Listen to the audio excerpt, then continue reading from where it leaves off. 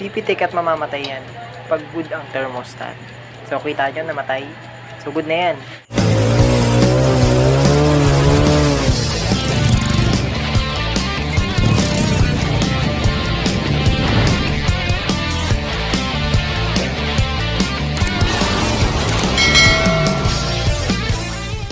Sa video ito, magre-repair naman tayo ng Bowman na oven toaster, no?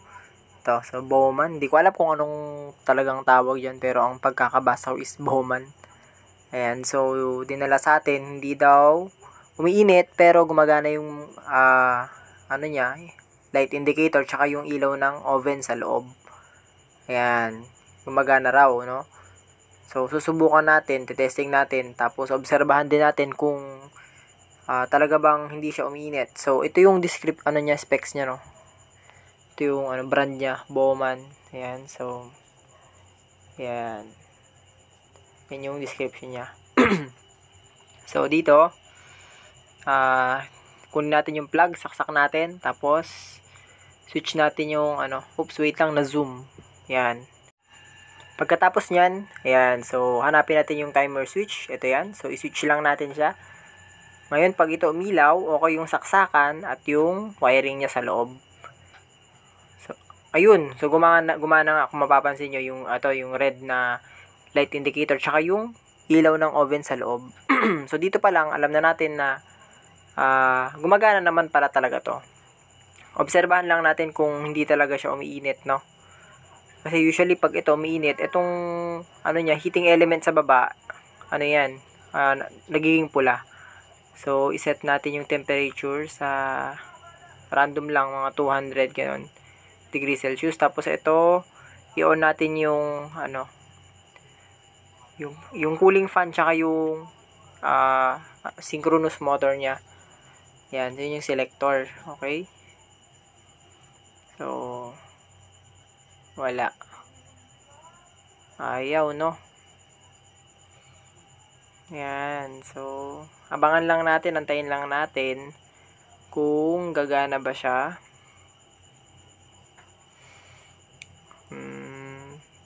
So, wala. Ito, nakahawakan ko pa. Dapat to, pagka-on natin, sobrang init na agad na ito eh.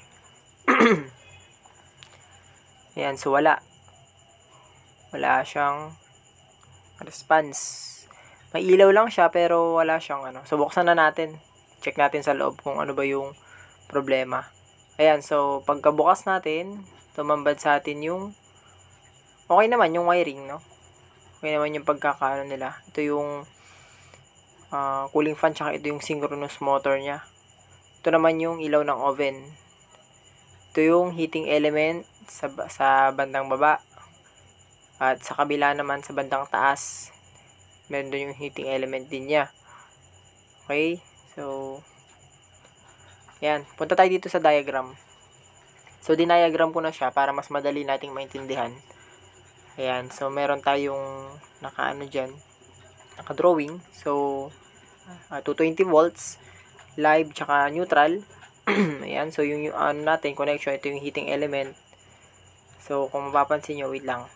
Ayusin natin. Ayan. So, ito yung light indicator, tsaka yung oven bulb. So, mapapansin nyo, umiilaw naman yan. At saka, check din natin tong synchronous motor. Tapos yung cooling fan motor niya. So, check natin mamaya. Wait lang. Pag yan gumana, ibig sabihin, okay yung kuryente na pumapasok. No? So, on natin. Tapos, check natin yung synchronous motor tsaka yung cooling fan motor niya. Kasi okay na tong dalawa eh. Okay na yan eh. Ito na lang. Check natin to. So, dapat gumana yan. Pag gumagana yan, okay na tayo dyan. So, switch natin. So, tignan nyo itong maigi Ito to. Pagmasdan nyo yan. So, hindi pa siya umiikot sa ngayon. Tapos, ito. Tignan nyo rin mamaya pagkatapos. So, si-switch natin. Dapat umikot yan. Ayun, umikot. So, okay nga ang supply dito. Ayan. So, sunod naman natin. Dito kasi, pagka pinihit mo pa ulit, mamatay ito. Ito naman ang mag-on. No? Yung synchronous motor. So, switch natin. Ayun, gumana yung synchronous motor, tapos tumigil naman yung cooling fan. Ayan o, gumagana na. Ito tumigil, ito gumana. Okay? So, kapag gusto mo naman siyang pagsabayin, switch mo po ulit sa dulo, at magsasabay na silang dalawa. So, talagang gamit na gamit yan, lalo kapag gumagana yung heating element para hindi maiwasan yung overheating, no? So, na-prove na natin na dumadalo yung sa timer switch. Okay yung timer switch kasi nga napailaw niya, napagana niya yung mga motor. Kaya nakasisigurado tayo na sa bawat linya, magmula rito, merong dumadaloy na kuryente. So, dumadaloy din siya naman dito sa heating element, no? Dumadaloy din naman. Ang tanong, dito ba magmula dito sa timer switch na good? Pag dumaan ba yung kuryente dito sa temperature switch, no? At papuntang function switch, okay ba ang connection kaya? Yun yung tanong, kung tumutuloy ba yung kuryente papunta sa mga heating element na to. So, ito yung function switch niya. Ayan yung magkabilang heating element, taas at baba. Ayan. So, ito yung susundan natin ngayon. Dahil ito yung, babantayan natin, no? Ito yung i-check natin kung good pa ba. Okay? So, check natin kung okay pa siya, no? Ayan. So, sukatin natin yung AC voltage tayo, no? Sukatin natin kung may pumapasok na 220. So, dapat meron yan. Ayan. So, dapat gumagana yan. So, ayan. Ayan. Check na natin, no? So, ilalagay ko yung isang probe dito sa heating element at yung isa naman sa may line ng neutral, no? Kahit saan naman dun sa mga, so, dito tayo kukuha ng neutral sa may cooling fan motor. Ayan. So, wala. Ayan. Diyan ako kumuha ng isang linya. Kaso wala, no? Wala. So, dapat ito tumutuloy ito dito sa thermostat switch or temperature switch natin. So, yan yung check pa natin kasi good ang timer switch. Pagpasok dito sa temperature switch, tatawid dapat ito papunta dito sa function switch. Natutuloy naman sa heating element, no? Kaso wala nga. Kita nyo naman sa heating element pa lang wala na. So, dalawa ang duda natin. It's either yung temperature switch or yung function switch mismo. Yung selector nung taas at babang heating element. So, ayan. So, continuity test tayo.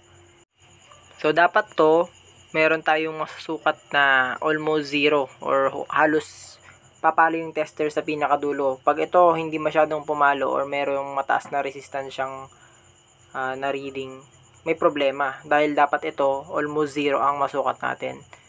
Ayun. So, mali, no? Iba yung reading na lumalabas. Dapat ganyan Yan, almost shorted dapat siya. Yan. Kaso, ang nasusukat natin is hindi. So, iba yung nare-reading, no? Para makasigurado tayo, tanggalin natin yung mga terminal socket. Ito na yon. dito na natin matetesting kung may problema ba talaga. So, ito, dapat ganito yung masukat natin. Pag ito, hindi gumalaw ang pointer, kumpirmadong sira itong thermostat or temperature switch natin. Yan. So, testing. Ayun. Kumpirmado nga. Sira siya. Yan. So, sira ito. Ayun Dapat yan. Papalo yan Almost shorted sana. Kaso, wala. Okay. So, ito yung isa pang may sira. So, para makasigurado naman din tayo, testing din natin yung mga heating element na sinasabi ko. So, ito yung mga yan. Ito, tsaka ito. Ayan. Dapat meron tayong ma-reading dyan. So, ilalagay ko yung tester natin sa x10 or times 10 para sukatin natin. Basta pag pumalo naman yung tester, okay yan. Testing natin. So, ayan. Okay. Naka-zero adjust tayo. So, testing. Pag pumalo, may reading. Goods. Okay yan. So, okay yan, no? Wala tayong problema dyan. Yan. So, para lang makasigurado tayo na pagka pinalitan yung thermostat is okay itong heating element. Ayan. Sa kabila naman, Ayun, okay din. Okay din siya. Gumagana. Kaya baklasin na natin. Tapos titignan natin kung ano ba yung naging problema. Kung bakit. Pagdating sa kanya, merong kuryente. Pero paglabas dun sa isang paa is wala. Ayan, so tabi natin yung mga screws, no? Ayan, so check natin. Ano ba yung naging problema? So, kung mapapansin natin, ayun, putol yung connection ng thermostat. Ayan. So, yan o, putol yung ano na yan o. Bumaluktot na, tsaka naputol pa, no? Dapat straight yan eh. Ayan, so, yan yung sira. Kaya pala hindi tumutuloy yung, tawag dito, kuryente. Ayan, so kung mapapansin nyo, bumili tayo ng bago. Ito, compare natin yung luma tsaka bago. So, yung nasa kaliwang kamay ko, yun yung bago, sa kanan yung luma or yung putol.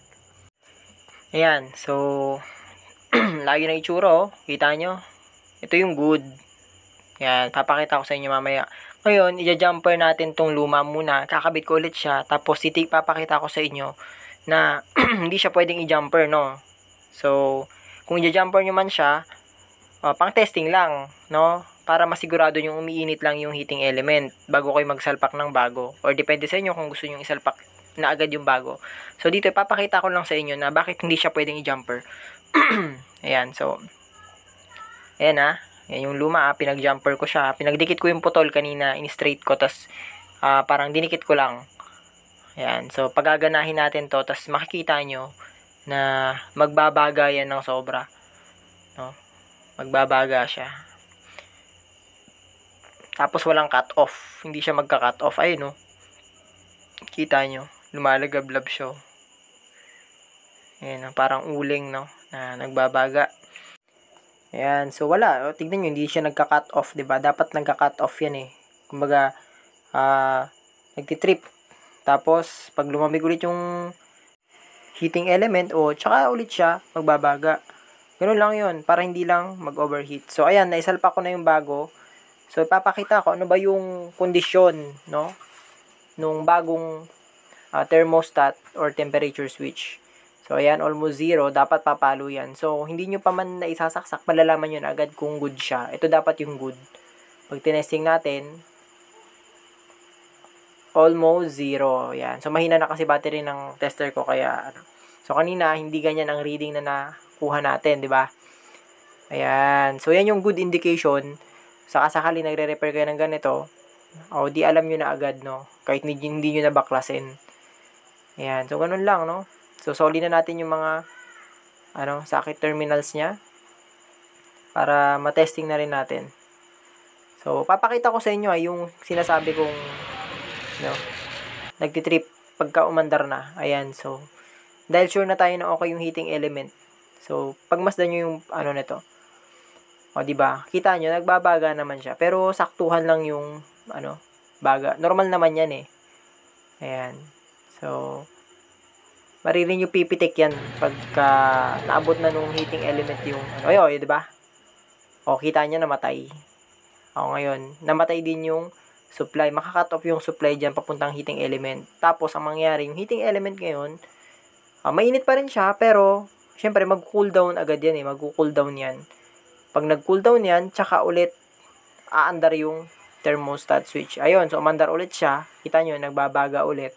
Ngayon, habang umaandar siya, syempre, naabot na yung mataas na heating point na kung saan nagka-cut off naman itong si thermostat switch. Ayan, para maproteksyonan yung heating element na tuluyang mag-overheat. Kasi imagine nyo naman kung rekta lang yan, 'di ba? Pag nakarekta lang siya, wala, 'di ba? Mag-iinit lang na mag-iinit yung heating element hanggang sa masira agad siya. So, ito, kaya mayroong thermostat na nilalagay is para makontrol yung init, no? Na, ayun di ba? Pumitik. Ibig sabihin, nag-cut off yan. Walang contact ngayon yan. Namatay yung supply nung Pero mainit pa rin sa loob. Kumbaga, ganun lang siya. Paulit-ulit lang yung cycle. Yan. Kaya, tandaan, wag na wag po siyang irerekta dahil kung ayaw nyo masira agad yung heating element ninyo. No? Ganun lang naman, no? Ayan, so, ayan. yan yung indication na okay na yung pinalit natin. Testing na Yan. natin siya kung So, okay na ba. dito, Testing natin. testing naman na gamit tayo. ang, So, sinara ko na tubig. siya. Kumuha ako ng malamig. tubig At galing sa itong gripo. ceramic na Tapos itong ceramic na cup. Or mangkok. mangkok. Hindi ko alam ano tawag dito. Ayan. So, subukan natin. So, hindi kasi tayo pwede maglagay ng plastic Buksan natin siya. dahil matutunaw or Tapos, malulusaw. Lagyan natin So, to ng tubig. Ito, lagyan natin Ay, ng konti lang tubig. siguro. Ayan. Ayan. Tubig. Pang Ayan, sample pwede lang na naman siguro to. yan. Ayan, so, Ayan, so hindi yan mainit, ano no? yan So, nahawakan ko pa yan Hindi rin mainit. Ayan, hindi yan mainit. Lagyan natin dito.